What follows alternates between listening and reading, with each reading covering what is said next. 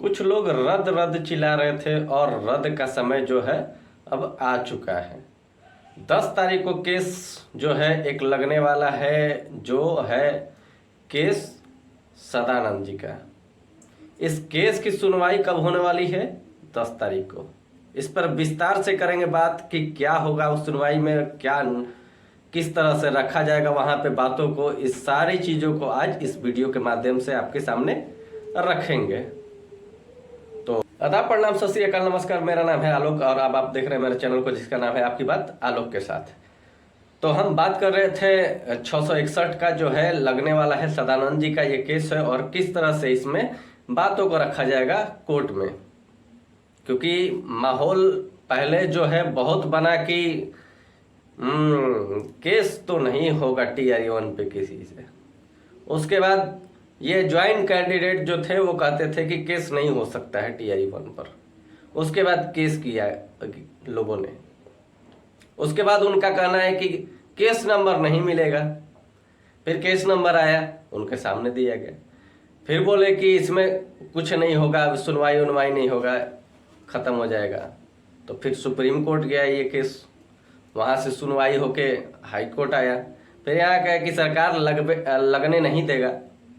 फिर लग गया। अब 10 तारीख को इसका सुनवाई है और 10 तारीख को क्या फैसला है सभी को इसका इंतजार रहेगा। क्योंकि 10 तारीख को जो है सदानंद जी का केस जो है वो हाई कोर्ट में पटना लगने वाला है। और इस केस में सिर्फ और सिर्फ क्या मैटर है, सिर्फ ये नहीं है कि इस केस को मतलब इस बहाली को रद्द करना है। केस का मैटर ये नहीं है कि बहाली को रद्द करना है।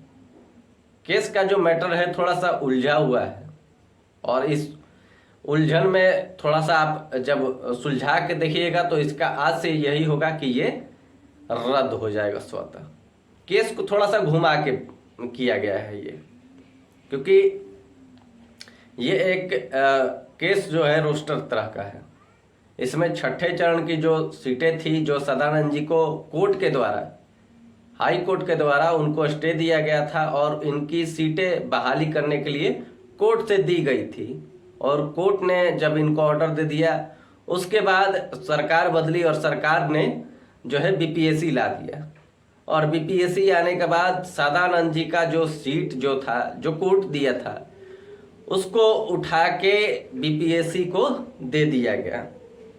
और BPSC को जब दिया गया तो ये जो है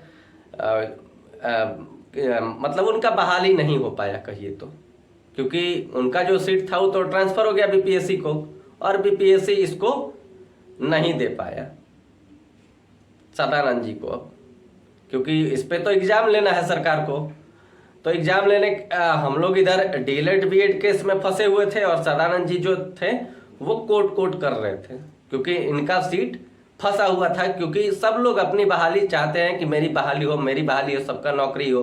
तो जब सदानंद जी का हक मिला था उनको कोर्ट से कि आपको आपकी सीटें मिलेंगी, उसके बावजूद सरकार ने वो सीटें जो हैं BPSC को दे दी। तो इस पे सदानंद जी शायद लड़ने चले गए और इधर DLED BEd का मैटर फंसा हुआ था और सदानंद जी अपने केस को फिर सुप्रीम कोर्ट लेकर चले गए। हाई कोर्ट में किए, हाई कोर्ट में हार गए, तो फिर इस केस को जाके सुप्रीम कोर्ट में लेगा और सुप्रीम कोर्ट से फिर हाई कोर्ट में आया है। और हाई कोर्ट को कहा गया है कि आपने जजमेंट को जो है ठीक से कंसीडर नहीं किया है, यानी जजमेंट को आपसे ठीक से समझा नहीं है, पढ़ा नहीं है।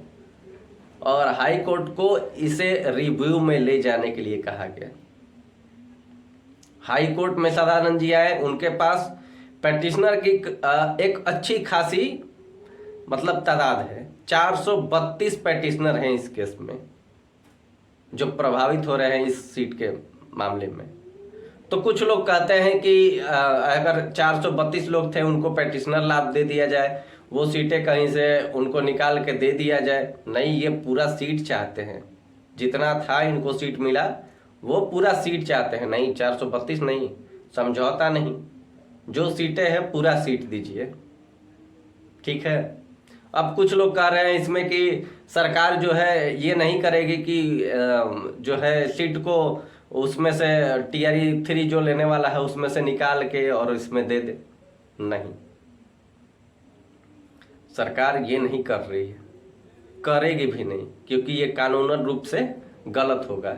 ये अधिकार नए जो सीट हैं उस पे किसका होता है? नए अभ्यर्थियों का, और नए अभ्यर्थियों का सीट का हनन नहीं कर सकती है सरकार। ये नियम के खिलाफ चला जाएगा। और इसके बाद पुराने सीट पे तो ये बहाली कर चुके हैं, तो इसी तरह से ये मैटर जो है एक तरह से आप देखेंगे तो रद्द के लिए जाता है। ये सीट नहीं दे सकते हैं किसी को, केस है। और इसी तरीके से सरकार सीट दे नहीं पाएगी तो स्वतः ही ये बहाली रद्द करना पड़ेगा। ये एक रोस्टर से जुड़ा हुआ और एक तरह का आरक्षण से जुड़ा हुआ केस है। और एक और आरक्षण का केस जल्द जा रहा है सुप्रीम कोर्ट, उसका भी अपडेट आपको देते रहेंगे। चैनल पे हैं, नए हैं तो चैनल को सब्सक्राइब कर लीजिए, बेल आइकन को कर लीजिए प्रेस, ताकि हर नोटिफिकेशन आपको समय से मिलता रहे। तब तक के लिए दीजिए।